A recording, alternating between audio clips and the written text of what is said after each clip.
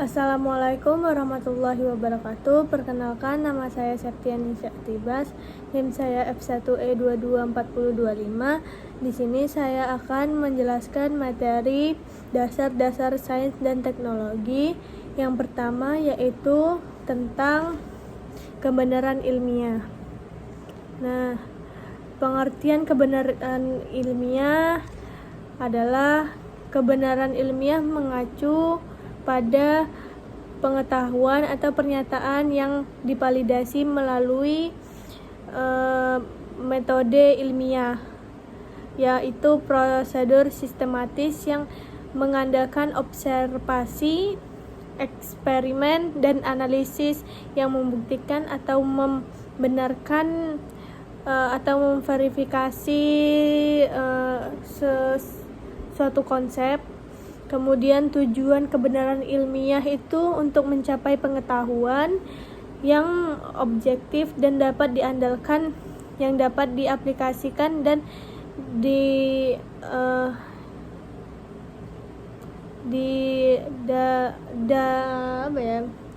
diberikan ke perkembangannya melalui teknologi dan penemuan baru. Kemudian teori-teori kebenaran ilmiah itu ada teori korespondensi, terus teori koherensi, terus ada teori pragmatik dan teori konsensus. Terus di sini ada pentingnya kebenaran ilmiah. Pentingnya kebenaran ilmiah itu ada penelitian eksperimental. Nah, di situ tuh menguji teori dengan metode ilmiah yang terstruktur. Kemudian ada juga pengembangan teknologi baru. Nah, di sini tuh kebenaran ilmiah memungkinkan desain teknologi yang bersifat efisien dan aman. Kemudian ada analisis data dan pembuktian hipotesis. Untuk yang ini tuh menggunakan data empiris untuk mendukung atau menolak hipotesis. Hanya itu. Kemudian kita lanjut materi yang kedua, yaitu hukum dan teori ilmiah. Untuk hukum ilmiah merupakan pernyataan berdasarkan observasi dan eksperimen yang konsisten. Terus juga menjelaskan pola atau hubungan yang teramati di alam. Untuk contohnya, hukum gravitasi Newton sama hukum kekekalan energi. Kemudian ciri-cirinya bersifat deskriptif dan berlaku universal. Untuk definisi teori ilmiah, ini untuk menjelaskan menyeluruh yang didasarkan pada bukti kuat, terus mengintegrasikan banyak observasi dan hasil eksperimen. Contoh definisi teori ilmiah itu teori evolusi oleh Darwin dan teori relativitasi Einstein. Untuk ciri-cirinya bersifat prediktif dan memungkinkan revisi atau pengembangan. Untuk perbandingan teori ini ada persamaan dan perbedaannya, yaitu mereka tuh sama-sama berbasis bukti ilmiah dan sama-sama diuji melalui eksperimen dan observasi. Untuk perbedaannya, untuk yang hukum itu menjelaskan apa yang terjadi, kalau yang teori itu menjelaskan mengapa dan bagaimana sesuatu itu terjadi. Jadi, hukum dan teori ilmiah itu saling melengkapi. Kedua-duanya tuh diperlukan untuk menjelaskan dan memahami dunia. Kemudian materi yang ketiga yaitu sains dan teknologi. Kalian tahu nggak sains itu apa? Jadi, pengertian sains atau sains berasal dari kata scientia, artinya ilmu pengetahuan. Secara umum, Sains adalah ilmu pengetahuan yang diperoleh dari suatu penelitian yang objektif atau dari pengembangan menggunakan metode ilmiah yang bersifat sistematis dan logis. Kemudian untuk fungsi sains itu pemahaman alam semesta, kemudian pengembangan teknologi. Untuk cabang yang ada unsur sains itu ada fisika, biologi, kimia, astronomi, dan geologi dan lain-lainnya. Kemudian apa pengertian teknologi?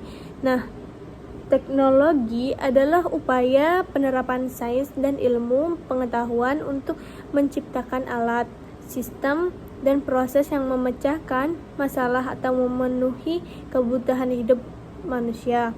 Kemudian fungsi teknologi memecahkan masalah kompleks, terus meningkatkan efisiensi dan produktivitas pekerjaan, kemudian memperbaiki kualitas hidup dan lain-lainnya. Untuk perkembangan teknologi dari masa ke masa, pada zaman prasejarah, terus ada juga pada zaman kuno, abad pertengahan, revolusi industri, abad ke-20, dan ada abad ke-21.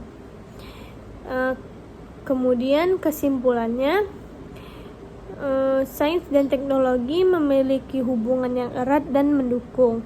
Kemudian keduanya bekerja sama untuk meningkatkan pengetahuan manusia dan mengembangkan solusi praktis untuk tantangan global. Nah, ini materi yang terakhir, yaitu peluang karir bagi lulusan teknik elektro. Nah, sebelumnya teknik elektro adalah bidang yang memiliki peran penting dalam berbagai sektor industri. Untuk terkhususnya mempelajari prinsip-prinsip dasar dari ilmu fisika dan teknologi yang diterapkan pada sistem kelistrikan, elektronika, dan perangkat lainnya. Apa sih skill yang dimiliki lulusan teknik elektro? Nah, salah satunya kemampuan analisis dan problem solving. Kemudian ada juga pemahaman mendalam tentang sistem kelistrikan, elektronika, dan sains dasar. Kemudian ada kemampuan dalam menggunakan perangkat lunak, teknik, dan teknologi baru. Kemudian ada pemahaman tentang regulasi dan standar keselamatan industri. Nah, terus pilihan karir untuk lulusan teknik elektro itu ada banyak,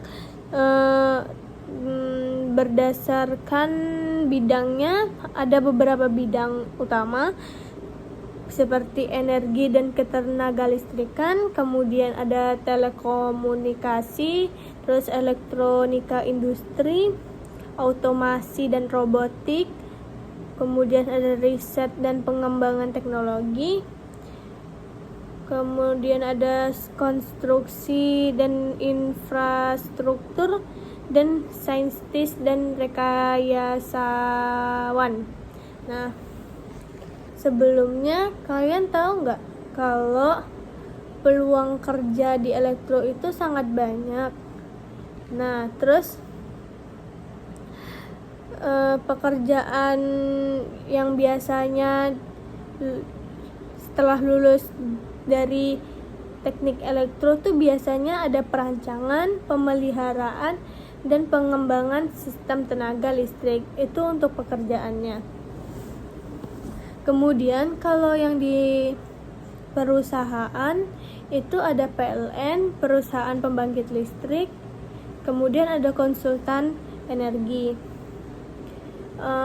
Ada bagian relevan dasar sains itu ada di fisika, ilmu kelistrikan, dan termodinamika.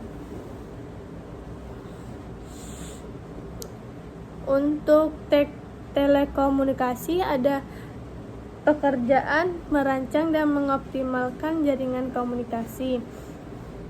Kemudian ada yang kalau di perusahaan itu provider seluler, ISP, dan perusahaan jaringan data. Kemudian ada relevansi dasar sains, lebih ke teori sinyal, terus jaringan telekomunikasi dan gelombang elektromagnetik. Nah,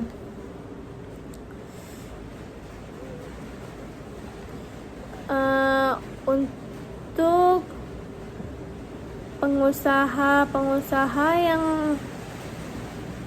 ada di bidang elektro itu ada seperti contohnya Claude Shannon atau Bapak Teori Informasi.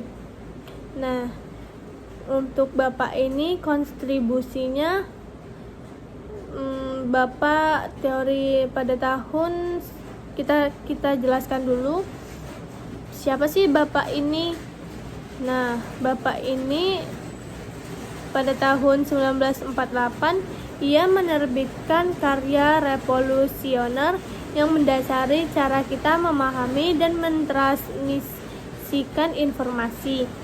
Kemudian penghargaannya yaitu ada di National Medal of Science 1966 dan IAEA Medal of Honor. Kemudian relevansinya, Shannon adalah contoh saintis yang memperdalam pemahaman teoritis tentang sinyal dan komunikasi digital yang menjadi dasar untuk teknologi modern. Nah, mungkin hanya itu yang dapat saya sampaikan. Lebih mohonnya saya minta maaf jika ada kekurangan dan kesalahan. Saya akhiri. Wassalamualaikum warahmatullahi wabarakatuh.